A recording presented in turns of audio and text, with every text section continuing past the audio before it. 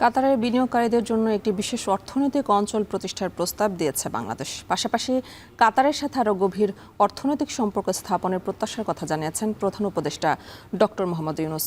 বুধবার কাতারের উপপ্রধানমন্ত্রী এবং প্রতিরক্ষামন্ত্রী ডক্টর সৌদ বিন আব্দুল রহমান আল থানি আয়োজিত এক উচ্চ পর্যায়ের বৈঠক এবং মধ্যাহ্নভোজে অংশ নেন প্রধান উপদেষ্টা।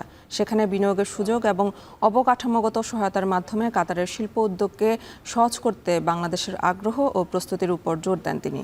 এছাড়া 725 জন বাংলাদেশি সেনা নিয়োগে কাতারের সিদ্ধান্তের জন্য কৃতজ্ঞতা জানান ডক্টর ইউনূস। পরে লুসাইল সিটিতে কাতারের বাণিজ্য মন্ত্রী শেখ ফয়সাল বিন আল থানির সাথে পৃথক বৈঠকে দ্বিপাক্ষিক বাণিজ্য ও বিনিয়োগ সম্প্রসারণের বিষয়ে আলোচনা করেন প্রধান উপদেষ্টা। তুলে ধরেন পরিবহন, ব্যাংকিং এবং পর্যটন খাতে বিনিয়োগের সম্ভাবনা।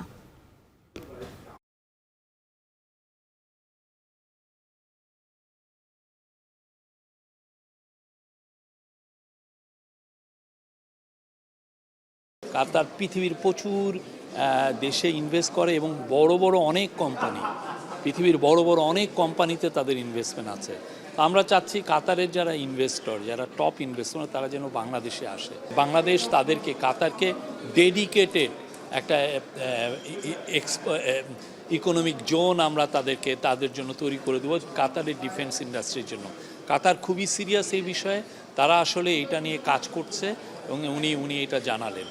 তো কাতারের সাথে যে আমাদের যে সম্পর্কটা আজকে আমরা বলতে পারি যে এটা যে আরও এগিয়ে যাচ্ছে, তার এটা একটা সাইন।